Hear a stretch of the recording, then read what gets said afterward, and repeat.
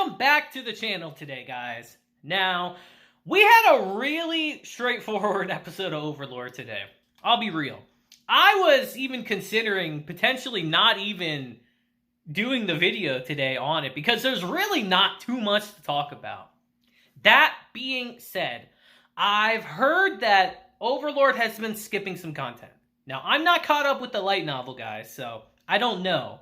But I've heard it's been skipping some content. So let me know in the comments. Seriously, let me know in the comments if anything like really important has been skipped from the anime. Because I really want to know. I do. Because so far this season, like, we've had some fun, interesting episodes. But we really haven't had too much go on. And I think this episode's kind of included. But in our episode today, Ainz continues his, I guess you could say, goal of finding the dwarves and forging a peaceful relationship with them. And that's exactly what happens in our episode today. So without further ado, let's get into it and talk about Overlord Season 4, Episode 6 today. So our episode begins today with the dwarves really in a bad situation. Now, they've already lost their royal capital to the Quagoa. They've been pushed back into one of their backup cities. And it's not looking good here either. Our episode begins with them getting, like, pretty brutally attacked by the Quagoa to the point where they have to abandon some of their men outside of the city and close the gates immediately. And their general does not do that lightly. They just barely are able to get the gates closed. And the situation is looking bad. They might even potentially have to go back even further to another city. That's how bad their situation has become.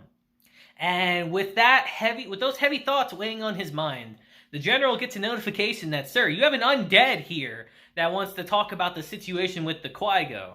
And obviously they're shook. They're like, an undead? Who is that? But of course we know it's Papa Bone Daddy coming to do what he wants to do. So he meets with the general, and he says, welcome, general, or hello, general. I am Ainz of the Sorcerer Kingdom. I hear you have a bit of a problem with the Quagoa right now.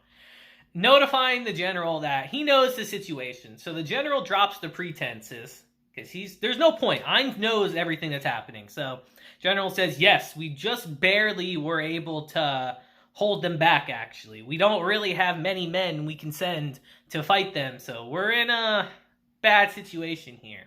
And Ainz tells him, I came to forge a peaceful relationship with the dwarves. And if you guys were to get wiped out, that would be a problem for me. Would you care for my assistance here, General? Now, the general can't just do that lightly. He says, I kind of have to run this by the Regency Council right now, because we don't have a king in this moment. They are who are running things. I have to run it by them.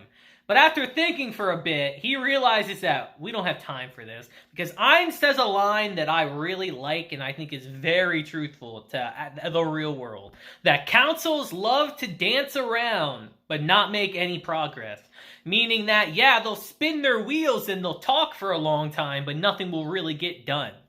So the general says, all right, Mr. Gone, we would like your assistance right now. So, of course, Ainz happily gives them their assistance. And it's here we transition to the Quagoa, who are figuring out ways to get in there, to get into the Dwarven, their new kingdom right now.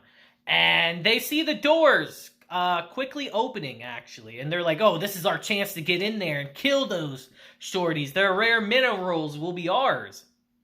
And what comes out the door is a bit of a surprise. We don't see any dwarves. We see some death knights. And I just find them so hilarious, guys, that these are the foot soldiers of Nazarick. These are some of their, like, weakest members. But to the whole world, they're like, oh my God, they have death knights. This is insane. And just two of them. Ainz sends out just two of them. The Quagoa don't even know what they are.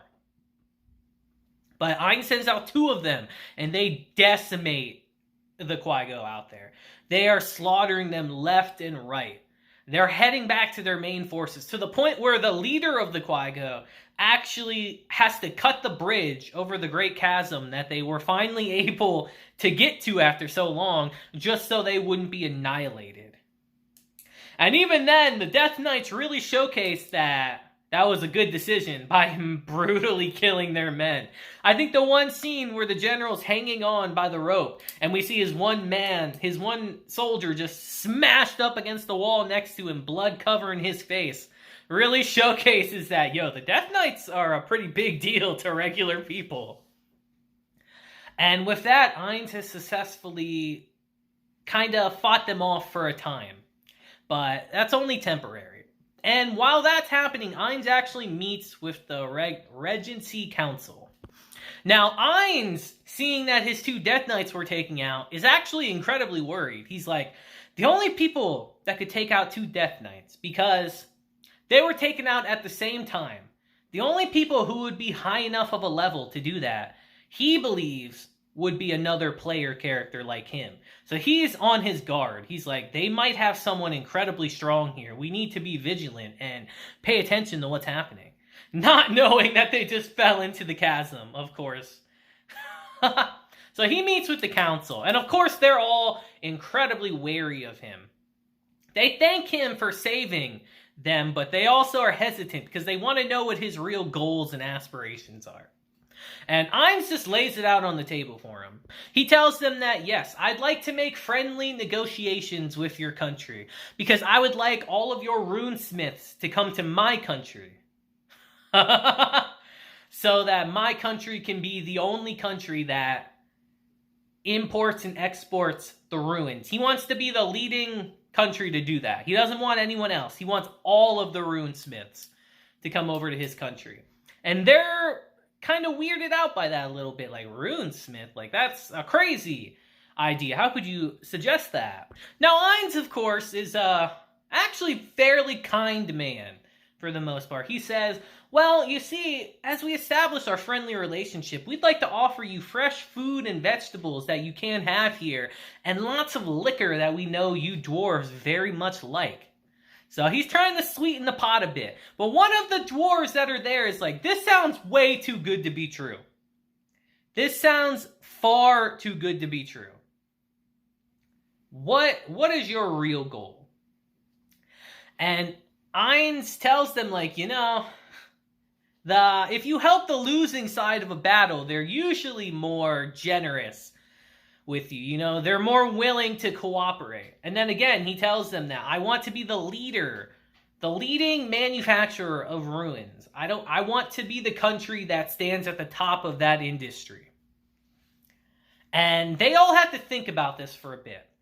They tell Ainz, we'll give you our opinion in a bit. But in this situation, he actually tells them, how about I win back your royal capital for you? And they say, that's impossible. The 8 clans of the Quagoa have finally come together under one leader. They are a ferocious group of creatures. Plus, we have the 3 dangerous areas that are not easy to cross. It would be suicide to go against them. And Ainz tells them, I can get it back for you. And at this moment, they're really thinking about it. They're like, maybe we should agree to his plans.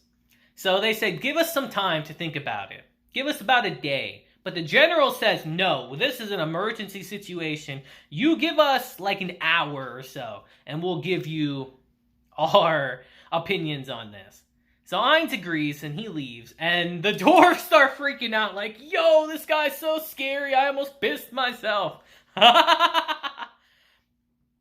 But the general flat out tells them that, yes, he's scary. Because all of them are hesitant. They don't want to do it. But the general tells them flat out, like, no, this is, like, yes, he is probably evil, but in this situation, he's the only one that can save us.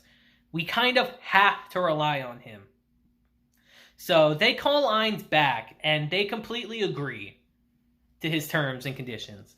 And Ainz says, excellent, let's get to work right away.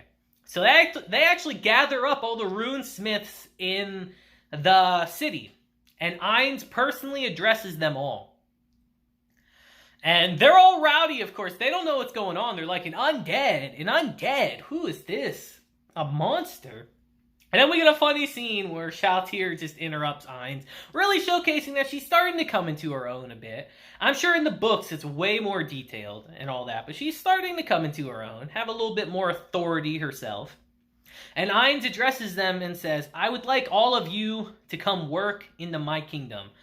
And he shows them this sword that I believe he said had 20 runes in it, which is a lost craft in this world, because the dwarves even say that. That's crazy. We could never recreate that. Our great hammer from centuries ago only had 6 runes in it, and that's the most that anyone's ever done. And Ainz says, this is what I'd like you all to do. I'd like you to come to my country and reintroduce this lost craft. Bring it back into light. Make it not lost anymore. What's he say exactly? He says he wants to revive this valuable craft and bring it into the kingdom. And the dwarves are insanely interested once they see this sword. And they're like, you know, I want to challenge myself. I want to do this. And they all agree to come work with him. And as he's leaving, he gets approached by Gondo. Yes, Gondo. I know I messed up last week with his name, guys. I realized that as I was editing. Gondo is kind of emotional in this scene, because with the generals and the Regency Council saying that, yes, you can have all our runesmiths, I should say, that truly means that the Dwarven Kingdom has given up on runesmithing, and Gondo is completely, devastated by that. But we get a nice scene with Ainz, actually, really showcasing that, yeah, he's probably evil. He's pretty evil, honestly. But he's honestly a good guy, too. And tells them, yes, they might have given up on you. Puts his hand on his shoulder and all that. They might have given up on it. But you have another country here who is welcoming you with open arms. Let's continue the craft there so that the legacy doesn't die. And Gondo is moved by that and swears that he's going to help Ainz no matter what. So they head out to go confront the Quagoa and to get back the royal capital for the dwarves. And as they're there, Gondo actually tells them, I'll be your guide to get there. And he tells Ainz, the capital city actually has, a secret runesmith book there that is technically, a treasured item of the dwarves, but I want to steal it. Saying that, what's a country that's abandoned this craft going to do with this book anyway, They can't do anything with it. And Ainz tells him, I might just happen to go blind for a second as we pass the treasury in the capital. Gondo knows what he's talking about. So they head out, actually, and I just like how the 3 perilous trials, they go through them yes, the lava-covered land is so dangerous. This area is incredibly dangerous. Ainz just flies over it. The giant chasm, which is another one, Ainz just flies over it. The poisonous gas area, we can't just fly through this, Lord Ainz. There's poison gas everywhere. He just puts an incantation over them and they still fly through it. And as they're progressing towards the capital, he tells Shaltir and Aura that you two are to take out the Quagoa. If they surrender to us, that's fine. But if they resist us, show them the full strength of Nazarick. Basically saying, wipe them all out. And of course they do. Or they will. Let's be honest, they will. But Ainz remembers something that was said in the Regency Council. They mention a ferocious ice dragon, which Ainz is very interested in, because we get a flashback to an earlier season. And I'll be honest, guys, I don't remember this character's name, but I remember the character with her talking about, oh yeah, there's a ferocious ice dragons, multiple of them actually, in that area over there, when he was adventuring as Momin. And I forgot she died, and I was like, oh, that's a sad note to end the episode on. But Ainz wants to take care of these dragons. And we've seen in the opening that we're going to have some dragons. So I'm very interested to see where that's going. I can imagine in this world, dragons are very ferocious creatures and hold a lot of weight. So if Ainz can get them to come to Nazarick, that'd be kind of crazy. But that's how our episode ends. You know, like I said, we didn't really have too much to talk about in this episode. Ainz just continuing furthering his plans for peaceful negotiations with the dwarfs so he can get his hands on the ruined technology. Really not too much going on, like I said. But you guys let me know what you thought of this episode. And if the anime skips some stuff, let me know in the comments. I don't get upset at all when people say, oh, you missed this part about this scene, or, oh, actually, the books detailed this part and the anime didn't. Like, I love reading those comments, so please let me know. But, again, that's it for today's episode. You know, very straightforward, very to the point, and I kind of want to know where we're heading in this season, you know? Like, I get a general idea of what's going on, but, like, what is going to be our end goal for this season, you know? I still can't quite figure that out yet from our episode. So let me know down below what you think. And that'll be it for today's episode, guys. Hope you guys have a great day, week, month, and year. And until next time, deuces, have a blessed day, and just remember to smile. I'll see you guys next time.